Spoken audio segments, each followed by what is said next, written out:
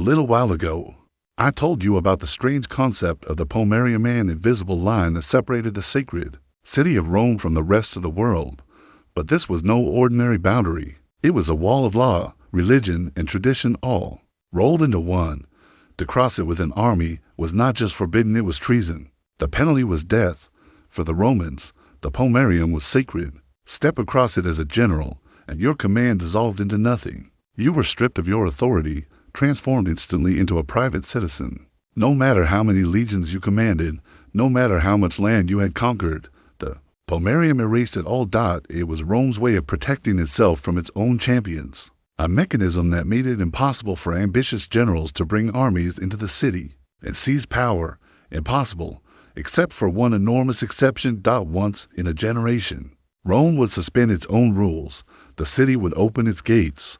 Soldiers and generals alike would be welcomed across the Pomerium in full military regalia, not as invaders, but as heroes.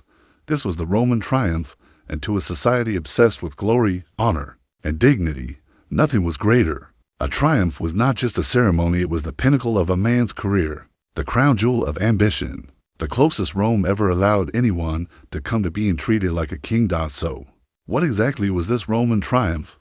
On the surface, it was a parade, but not just any parade.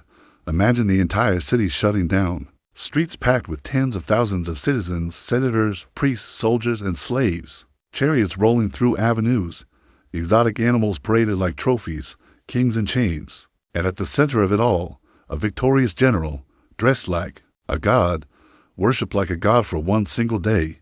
That was the Roman triumph. But it wasn't easy to earn. Rome made sure of that. To even be considered, a general had to meet strict conditions. First, he must have conquered new territory, for Rome. Mere victory was not enough. Second, his soldiers had to hail him as imperator, the one who commands. That title was more than just an honorific, it was a public declaration that this man had brought glory to Rome. Once acclaimed imperator, the general could append the title to his name, Julius Caesar, imperator, for example, but it only lasted until he held his triumph. Third, he had to return to Rome and request an audience with the Senate. But here the Pomerium once again reared its invisible head. A general's authority did not cross that sacred line, which meant the Senate had to meet him outside the Pomerium.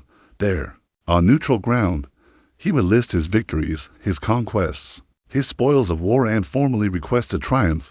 If the Senate agreed, the decision passed to the People's Assembly. Only with their blessing could the gates of Rome open. Only then could the general and his army cross the Pomerium in full regalia.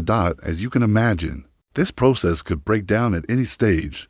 Many generals never received the title of imperator. Many more were acclaimed, but denied by the Senate. And even some who passed the Senate's test were rejected by the people. Take Julius Caesar. In 60 BCE, he returned from Spain acclaimed as imperator. He asked for a triumph. The Senate, led by the conservative Cato, stalled, dragging their feet until after the elections. They thought Caesar would sacrifice his political career to win his triumph. But Caesar defied them. He crossed the Pomerium in time for the elections, forfeiting his triumph but winning the consulship. It was a brilliant gamble. He never forgave Cato for the insult, and in time, he would make Rome pay. But when permission was granted, the triumph was unlike anything the ancient world had ever seen. The big day began at dawn. The entire city seemed to hold its breath. Shops closed, markets emptied, families crowded into the streets along the triumphal route. Every man, woman, and child wanted a glimpse of the spectacle. The procession unfolded in three great stages. Stage 1, the display of conquest. The parade began with a line of wagons, each carrying massive three-dimensional models and towering paintings. These showed off the lands Rome had just conquered: mountains, rivers, cities, temples. Recreated in miniature, exotic animals followed, brought all the way from foreign lands: elephants, lions, giraffes, creatures most Romans had never even imagined. To the crowd, it must have felt like seeing the edge of the world. Next came more wagons, this time depicting the battles themselves. Painted scenes of victories, sieges, and massacres rolled past the cheering citizens. It was equal parts education and propaganda, explaining why Rome had fought and celebrating how Rome had won. And then came the spoils, treasure piled high on carts: silver, gold, gems, exotic fabrics, sacred artifacts, all paraded through the city. a living reminder that war was profitable. Conquest brought wealth. Wealth brought power, and Rome reaped it all, but not all the spoils were objects. Among the treasure walked prisoners, captured generals, enemy kings, and noble families, marched in chains, some dressed in their royal regalia, humiliated before the Roman mob. Their presence was a cruel, but powerful message. Rome did not just defeat its enemies, it paraded them, broke them, and destroyed them for all to see. That was stage one, conquest on display. Stage two was the heart of the triumph, the appearance of the general himself. The triumphator rode in a magnificent chariot, drawn by 4 white horses. His toga, dyed purple, shimmered in the sun. Purple, the color of royalty, forbidden to ordinary Romans.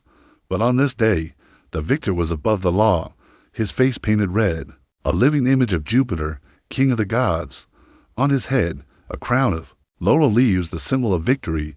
In his hand, a laurel branch and an ivory scepter. In that moment, he was no longer a man.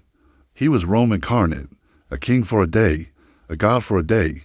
Behind his chariot followed his family, basking in the glow of his victory. For young sons, it was a political launchpad. For daughters and wives, a public display of Roman virtue. Every eye in the city turned to them, measuring, judging, admiring. Stage 3 belonged to the army. Row after row of veterans marched proudly through the streets, their discipline relaxed, their voices loud. They sang crude songs, mocking their general, taunting the citizens. During Caesar's triumph, his men sang, "Romans, guard your wives, here comes the bald adulterer." The crowd laughed. Caesar laughed. This was tradition. The soldiers had earned their right to joke, to jeer, to celebrate without restraint. The procession snaked through the city, past the Circus Maximus, packed with 150,000 roaring spectators, through the sacred road, lined with Rome's richest elites, past temples and monuments, each step heavy with symbolism. Finally, the procession climbed the Capitoline Hill to the grand temple of Jupiter Optimus Maximus Jupiter, the best and greatest. Here, the prisoners met their end. One by one, foreign kings and generals were strangled before the cheering crowd. It was ritual, spectacle, and horror combined. Rome denied practicing human sacrifice. Yet on this day, it came chillingly close. The triumph demanded blood. When the killings ended, the general dismounted his chariot. He ascended the temple steps. Before the gods, he sacrificed to white bulls. The ritual complete, the triumph officially ended. But the celebrations had only just begun. That night, feasts erupted across Rome. Senators hosted banquets for the general. Ordinary citizens celebrated in their homes, eating, drinking, rejoicing for days afterward. Games filled the city, races, gladiatorial contests, festivals, bread, and circuses on a massive scale, funded largely by the general himself. For a brief moment, he was the most beloved man in Rome, but it was fleeting. At dawn the next morning, the Senate's permission expired. The general's command dissolved. His army disbanded. The triumphator was once again just another citizen of Rome. Across 7 centuries, Rome celebrated these triumphs on average, one every few years. Each was a living story of conquest, propaganda, and ritual. But with the rise of the emperors, the tradition began to fade. No longer could anyone outside the royal family claim such glory. The triumph, once a symbol of Rome's competitive spirit, was slowly smothered by imperial power. The decline of the triumph mirrored the decline of the republic itself. Once it had been a celebration of merit, of individual achievement, but as emperors rose, ambition outside the throne became dangerous. The triumph was silenced, and so it vanished. The Roman triumph, half victory, half theater, half blood ritual, was more than a parade.